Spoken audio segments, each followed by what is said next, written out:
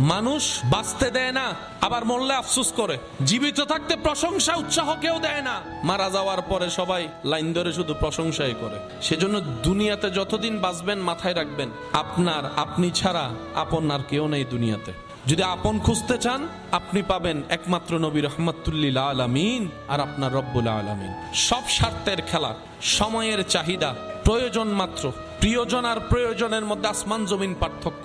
আর প্রিয়জনের সংখ্যা তো অনেক কম। সে প্রিয়জন হয় যখন আজরাইল সামনে চলে আসবে, প্রিয়জন আর প্রিয়জন থাকবে না। হাসরের যখন সওয়াবের কথা চলে আসবে, প্রিয়জন আর প্রিয়জন থাকবে না।